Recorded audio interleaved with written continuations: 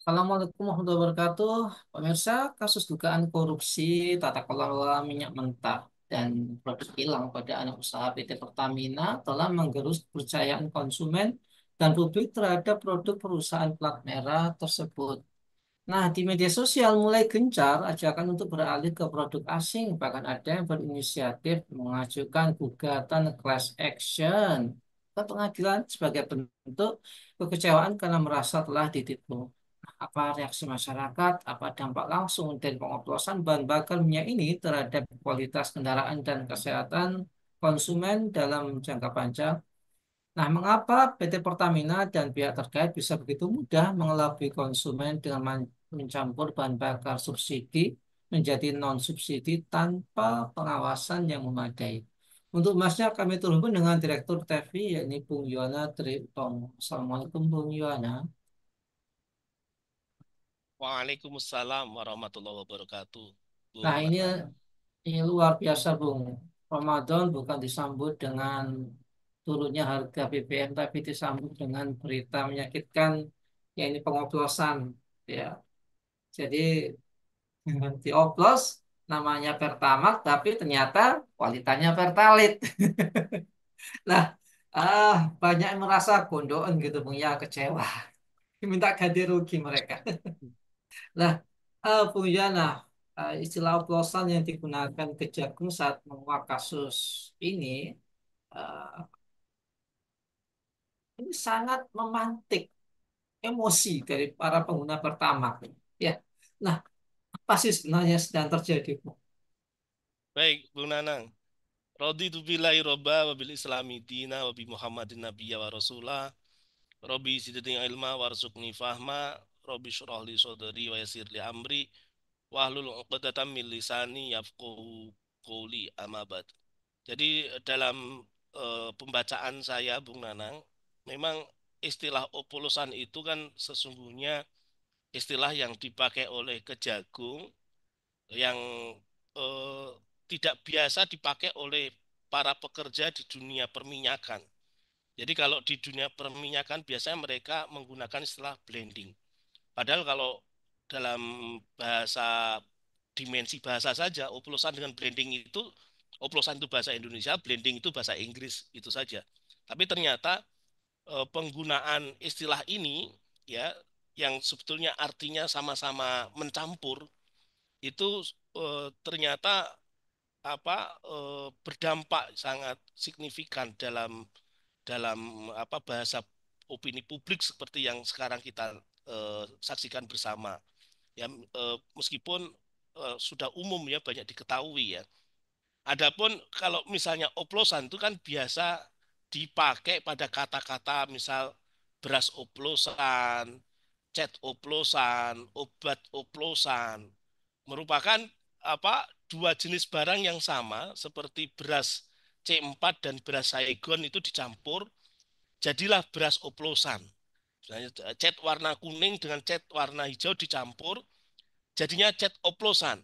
Itu kalau dalam istilah perminyakan ya di dunia industri perminyakan itu blending di dunia industri ini bermakna menyampur suatu zat dengan zat lain yang sejenis. Dalam kasus pertalit pertamak ini keduanya berbahan dasar sama sebetulnya. Pertamak itu sama dari pertalit cuma dicampur atau di blending ya dengan zat atau dengan formula tertentu agar berubah kandungan ronnya. Dan ini berlaku sudah dari dulu banget ya, sejak lama. Termasuk tadinya yang dari premium, dari bensin itu, kemudian ke pertalit itu sama bahannya. Cuma pertalit dicampur dengan zat aditif tambahan untuk meningkatkan ron agar lebih baik dari premium. Tapi ya itu, Bung Nanang, isunya sudah terlanjur liar, apalagi dibonceng dengan temuan dugaan korupsi di Pertamina ya yang awalnya biasa-biasa saja namun kemudian menjadi isu politik bahkan tadi Bung Nanang sebutkan agar menggunakan produk asing ya ikut menggema juga ya begitulah konsekuensi dari penerapan sistem yang sekarang kita gunakan ini, Bung, ya, di bidang ekonomi pakai kapitalisme, ya, tentu ada persaingan di pasar bebas yang akhir-akhir ini sedang menyasar BUMN Indonesia, termasuk Pertamina ini.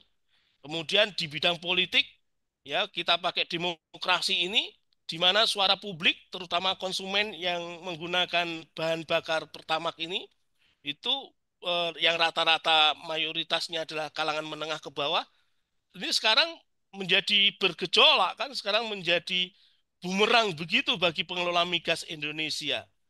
Begitu, Bung Nanang. Iya, Bung Yohana ya. Jadi publik ini kecewa gitu ya ketika dulu apa namanya sempat Pertalite ini mau dihilangkan dari pasaran, ternyata enggak.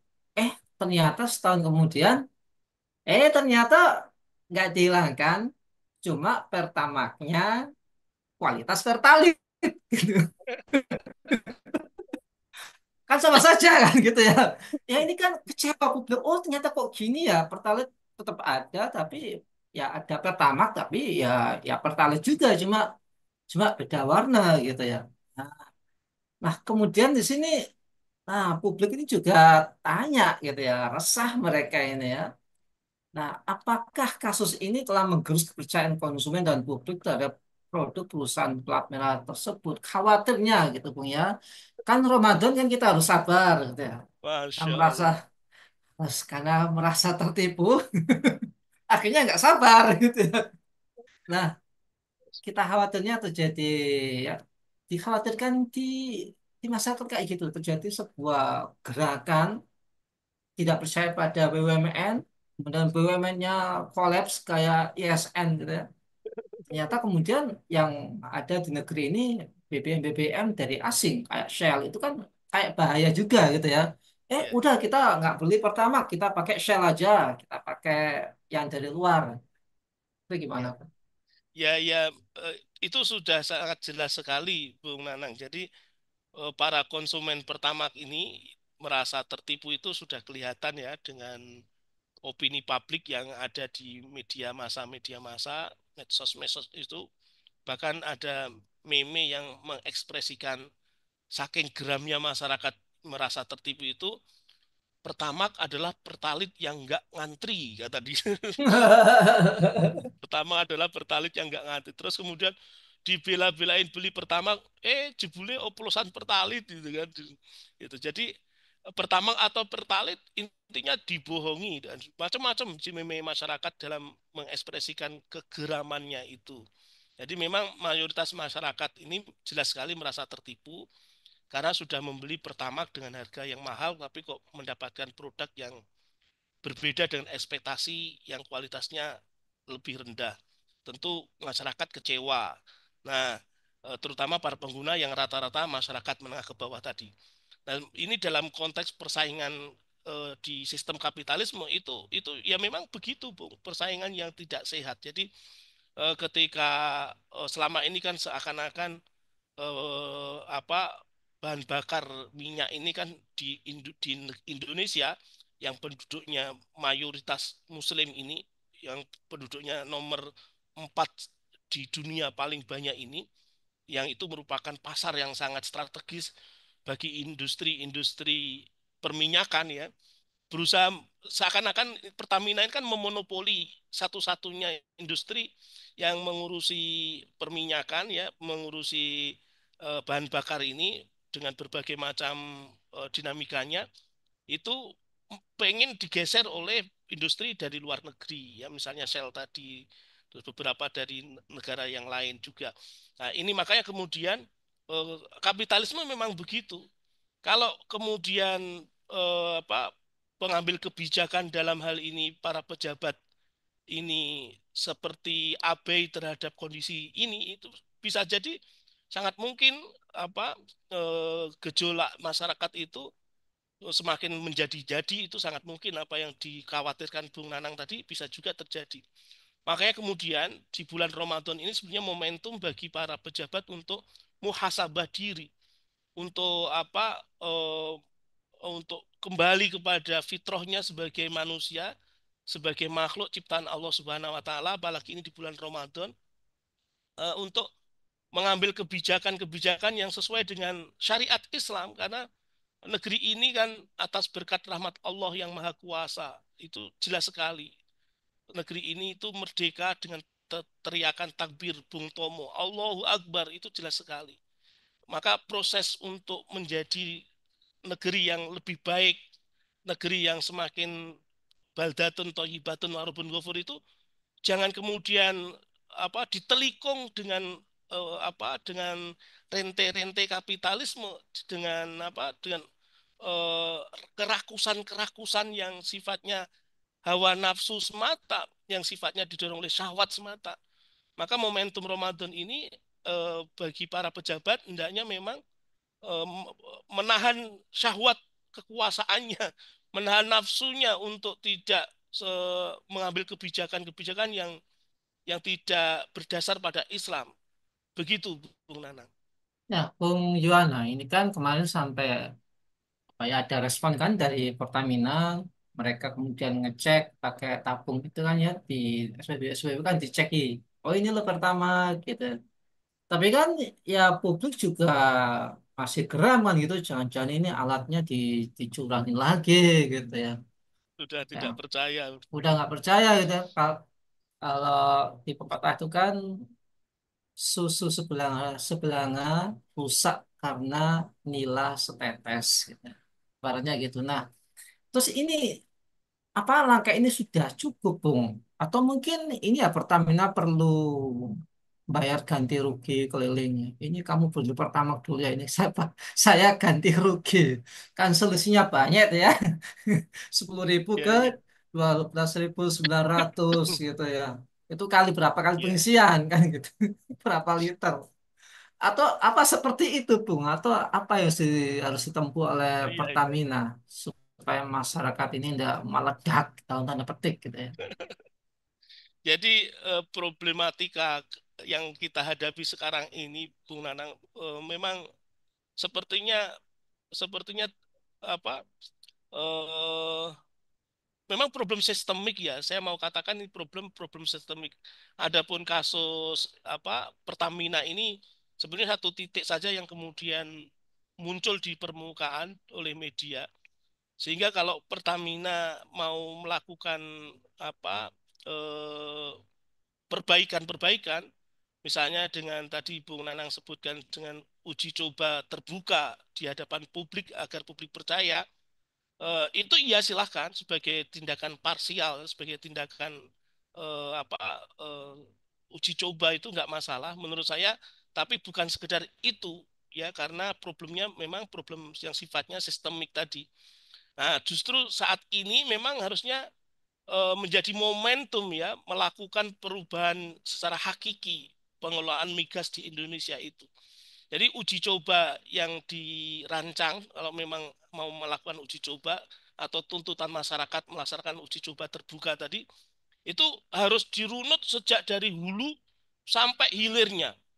Jadi dilihat secara holistik, secara integral, secara komprehensif utuh itu. Seperti melihat peta dari atas. Kalau istilah akademiknya itu helikopter view dengan pandangan dari atas itu, dari dari atas yang kemudian kalau melihat peta kan utuh semua problem kelihatan itu. Sehingga tidak parsial, tidak sebagian-sebagian.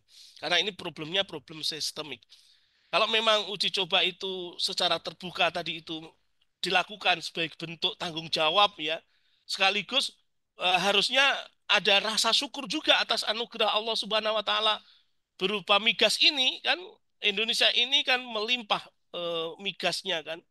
Ya, terus masuk perlu juga dirunut secara filosofis, secara ideologis, misalnya seperti dalam aspek kepemilikannya, kemudian sejarah eksplorasi dan eksploitasinya, dan lain sebagainya, dan lain sebagainya. Jadi, migas ini kan anugerah dari Allah Subhanahu wa Ta'ala, juga bermacam-macam tambang di Indonesia ini juga anugerah dari Allah Subhanahu wa Ta'ala.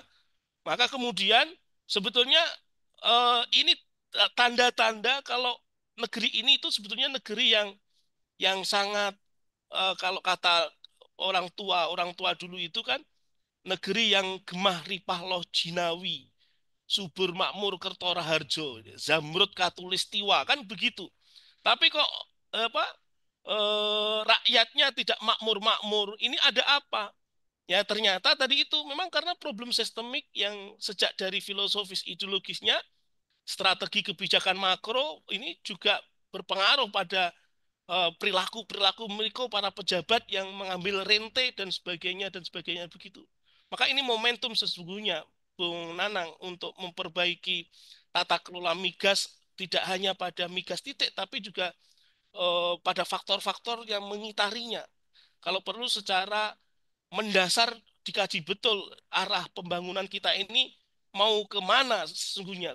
Quo vadis kapitalisme ini kalau terus dilanjutkan pasti akan jatuh pada lubang yang sama, tidak akan bisa mendapatkan kesejahteraan, yang ada justru malah semakin cemas. Makanya kemudian momentum untuk mengkaji syariat Islam, sistem ekonomi Islam itu sudah ada di depan mata. Tinggal masalahnya Pertamina termasuk para pejabat-pejabatnya, termasuk stakeholder-stakeholdernya mau apa tidak itu. Maka kemudian harus mau karena ini perintah dari Allah Subhanahu wa taala. Begitu, Bung Nanang. Bung Yuana, yang mengherankan Bung ya, ini gaji di Rut Pertamina yang kena kasus-kasus korupsi itu kan cukup besar ya, sekitar 55 miliar setahun. Nah, masa sih mereka mau ngoplos BBM gitu ya? Ada pertanyaan publik kayak itu. Atau jangan-jangan memang ada yang nyuruh? Ada yang nyuruh sebagai sebuah konsekuensi kebijakan migas di Indonesia yang itu ada tekanan dari pihak asing kan? Atau gimana Bu? Jadi Mbak? memang kisruh Pertamina itu kan bukan semata apa pejabatnya ya atau dalam hal ini kesalahan human errornya saja ya, kesalahan petugasnya saja. Sudah digaji besar-besar tapi kok kemudian terjadi operasional yang mencengangkan begitu. Itu satu kisruh ya yang terjadi di Pertamina ya. Tetapi juga tidak bisa dilepaskan dari sistem kapitalisme demokrasi yang diterapkan di negeri ini, Bung Nanang. Jadi kisruh Pertamina itu kan sebetulnya bukan sekedar gajinya yang melampaui bayangan manusia ya. Ada juga misalnya soal kecelakaan, soal kebakaran depo kemarin di Cilacap itu juga terjadi kebakaran kan. Kemudian kelangkaan BBM atau bahkan kebijakan harga energi subsidi termasuk terbongkarnya mega korupsi yang saya baru baca itu sudah wah janjan 1 kuadrian ya 1.000 triliun Bung Nanang 1.000 triliun itu kan angka yang ya Allah ya Karim itu sudah bukan lagi korupsi itu mega bahkan bukan mega di atasnya mega apalagi mega korupsi yang luar biasa itu jadi memang tidak bisa disederhanakan sebagai sekadar apa human error semata ada faktor sistemik yang berperan di dalam apa kisruh Pertamina ini.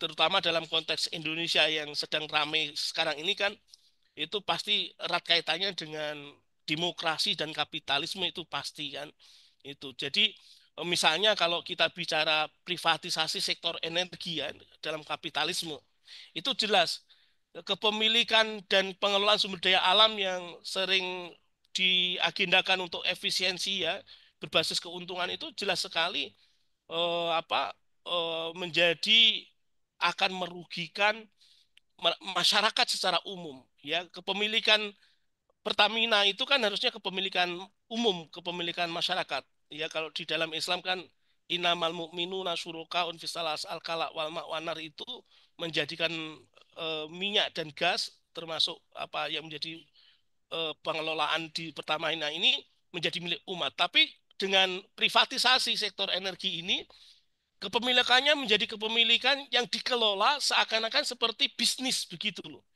Jadi pasti akan bersaing dengan kepemilikan minyak yang dikelola oleh swasta dan tentu dengan tekanan persaingan itu ya bersaing dengan swasta itu ini menjadikan operasionalnya operasional bisnis betul gitu. Jadi BUMN, dalam Pertamina ini kan BUMN kan, ini seringkali menjadi apa, mengabaikan kepentingan masyarakat, mengabaikan kepentingan publik, sehingga seakan-akan dibenturkan antara keuntungan bisnis dengan apa, dengan kepentingan masyarakat. Kalau melayani masyarakat tidak akan mendapatkan cuan. Kalau pengen mendapatkan cuan maka masyarakat nggak usah dilayani, subsidi itu nggak usah ada. Makanya kemudian selama interaksi masyarakat dengan penguasa itu, interaksi bisnis yang terjadi ya seperti kondisi sekarang ini akan terus uber-uberan terus itu. Nah, itu dari aspek kapitalisme, dari aspek sistem ekonominya. Kalau dalam aspek sistem politiknya, Bung Nanang, karena Indonesia itu menganut demokrasi, ini membuat operasional politik di Indonesia ini sangat mahal.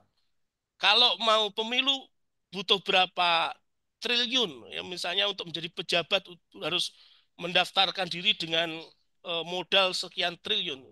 Dan Pertamina ini kan BUMN ya, termasuk BUMN yang lain itu seringnya menjadi sapi perah, seringnya menjadi alat ya bagi kepentingan politik, termasuk bagi para elit-elit yang berkuasa yang tadi sempat Bung Nanang siratkan, sampaikan secara tersirat tadi, itu ini eh, BUMN ini termasuk Pertamina ini menjadi sarana untuk mendapatkan kekayaan yang tidak halal sebagai biaya politik itu, ya baik dengan cara korupsi, kolusi, apakah nepotisme, ya KKN misalnya. Kalau kita lihat misalnya pengangkatan direksi dan kebijakan energi itu kan sering lebih berbasis kepentingan politik ketimbang profesionalisme dan kepentingan rakyat kan itu. Dan ini tentu tidak terjadi di dalam Islam ya, karena Islam itu dengan akidah tauhidnya, dengan mabda Islamnya, apa, senantiasa ada sikap bagi para pengelolanya, sikap senantiasa murokobah, sikap senantiasa merasa diawasi oleh Allah Subhanahu wa taala. Karena kata Allah fa ilam yastati fa innallaha yaraka. Jika kemudian ketika seorang pejabat muslim yang taat ketika mengambil kebijakan, dia merasa diawasi oleh Allah Subhanahu wa taala, maka akan takut korupsi, akan takut melanggar syariat Islam karena dia akan takut neraka, nanti dampaknya akan masuk neraka. Dia ingin surga sehingga kemudian menjauhkan dari kemaksiatan korupsi itu. Belum lagi ketika kemudian harus melaksanakan pengelolaan migas tadi dengan panduan syariat Islam ya, dengan sistem ekonomi Islam.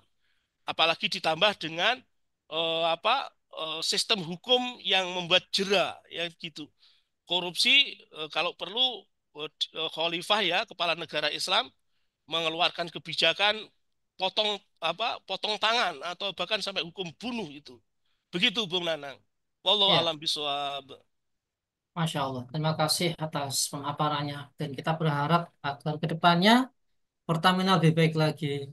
Ya, tentu saja kalau mau lebih baik lagi ya sistemnya harus diganti, harus diperbaiki. Karena ini ibaratnya Pertamina itu ya kayak tadi ya, sapi perahnya saja. Yang merah belum ketangkep ini yang merah ini. Iya. Baik, semoga Bung Yana keluarga senantiasa dalam perlindungan Allah Subhanahu wa taala. Baiklah pemirsa kabar petang yang dirahmati oleh Allah, demikianlah acara kita pada kesempatan hari ini.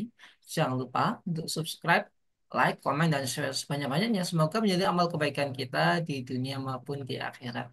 Saya Nanang Setiawan undur diri. Sampai jumpa di lain kesempatan dan Assalamualaikum warahmatullahi wabarakatuh.